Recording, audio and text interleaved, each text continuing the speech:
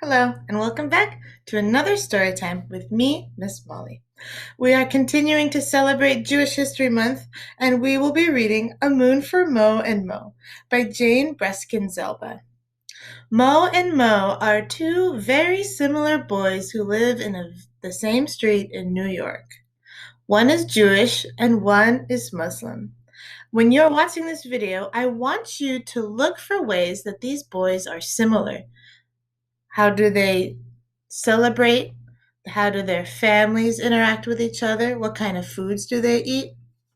Jews and Muslims are actually very, very similar. And although we hear on the news a lot about violence and conflict, at the end of the day, it's important to remember that we are all one and that we all want the same things. We want food, family, friends, a roof over our heads, and to feel safe. Please enjoy A Moon for Mo and Moe. A Moon for Mo and Moe by Jane Breskin Zelban, illustrated by Mehrdokht Amini. Moses Feldman lived at one side of Flatbush Avenue, and Mohammed Hassan lived at the other. One fall day, each boy went with his mother to a store right in the middle of the avenue. Bells tinkled when they went inside. The air smelled of spices and fresh teas. Baskets were filled with apricots, figs, dates, nuts, and pomegranates bursting with seeds that glistened like little red jewels. Each boy ran down the market's aisles. When Moses grabbed powdered candies, Mrs. Feldman cried out, "Mo, don't touch!" As sweet nougats tumbled off a shelf, Mrs. Hassan warned, "Mo, be more careful." Mo and Moe turned around and stared at each other. Sugar dusted their noses, cheeks, and fingers. "Are you twins?" asked Mr. Sahadi, the store owner. "Or cousins?" Each boy shook his head no. Mo peered at Mo's curly dark hair and brown eyes, just like his. Mo noticed Mo's olive skin and shy smile, just like his. Mr. Sahadi handed each boy a piece of thick taffy. "Thank you," they said together, both grinning wildly. "Do you live around here?" asked Mo. Mo pointed down the street one way. "I live here too," said Mo, pointing the other way. Mo bounced his favorite ball, the pink rubber one that had lots of bounce, towards Mo. Mo bounced it back. Back and forth it went until it rolled behind Mr. Sahadi's counter. "I think this kind of ball is better in a food store," said Mr. Sahadi.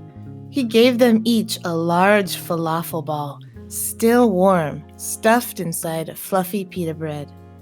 "I'm so full. I feel like I swallowed a big bowling ball," Mo said after he took his last bite. "Me too," said Mo, patting his stomach. While Mrs. Feldman waited with her basket, Mrs. Hassan waited with hers. When it was time to go, the boys waved. "See you soon," they called out, but they didn't. Weeks passed. Mrs. Feldman was getting ready for Rosh Hashana, the holiday celebrating the new year. As she made a brisket and rugelach, Mo got pastry dough everywhere. "Enough, Mo," sighed Mrs. Feldman. Mrs. Hassan was preparing for Ramadan, the holiest month of the year.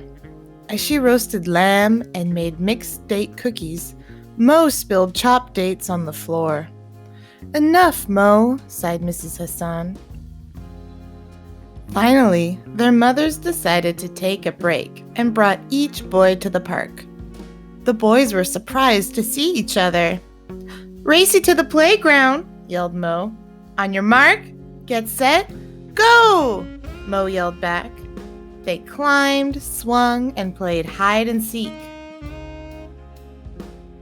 Meanwhile, both mothers glanced around the crowded playground. Where were Mo and Moe? Mrs. Fieldman ran in circles. Mo! Mo!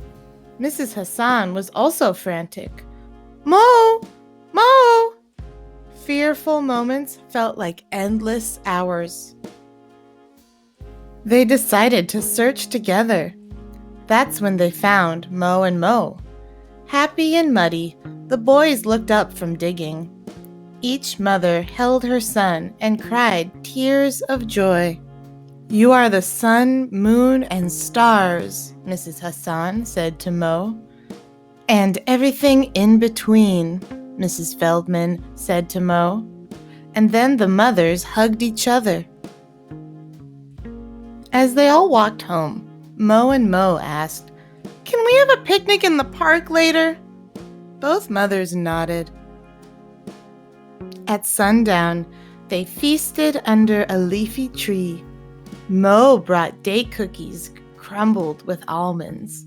Mo brought rugelach rolled with raisins. Shalom, said Mo's family, wishing peace. Salam, said Mo's family, wishing peace. That night, the first sliver of the moon shone down on Mo. He looked out his bedroom window and whispered to the starry sky, A blessed Ramadan, Mo. Mo also looked out his bedroom window and whispered into the moonlit night, Happy New Year, Mo. And the same moon watched over both boys as they slept. Mo at one end of Flatbush Avenue and Mo at the other. Rosh Hashana is the Jewish New Year, and the words mean head of the year in Hebrew. It begins on the night of the new moon in the month of Tishrei of the Hebrew calendar. Families greet each other with Lashana Tova, to a good year. The shofar, a trumpet typically made from a ram's horn, is blown in the synagogue in traditional communities nearly every morning for the month before Rosh Hashana. The sound reminds people to reflect on the past year. Many attend services where the Torah, a holy scroll of laws and customs, is read to guide the congregation on how to lead a good life. Tzedakah, or charity gifts of food and money, are given to help the needy in preparation for the holiday. Round challah bread for the cycle of life, apples dipped in honey for a sweet year, and pomegranates for a bountiful life are part of the holiday meal. Rugelach is a dessert that is often served. The 10 days, starting with Rosh Hashana and ending with Yom Kippur, are called the High Holy Days, or the Days of Awe. Yom Kippur, the Day of Atonement, is the most solemn day of the Jewish year. People fast and pray from sundown through sundown the following day. Afterward, a light meal called a break fast is enjoyed with family and friends. Ramadan begins when the first crescent moon appears, signaling the beginning of the 9th month of the Islamic calendar. Muslims observe Ramadan by fasting, Sam, abstaining from food and drink each day from dawn to sunset, and often break their fast by eating dates at a meal called iftar. Families often visit friends and relatives to break the fast together before going to the mosque at night. Different foods are eaten in different countries since there are so many Muslims throughout the world. The Quran is recited in prayers each night of Ramadan. So by the end of the month, the Muslim holy book is completely read, and people practice forgiveness, unity, and peace. Near the end of the month, food is donated to the poor in what's known as Zakat al-Fitr. The festival of Eid al-Fitr marks the end of Ramadan. Families greet each other in Arabic. Eid Mubarak, have a happy and blessed Eid.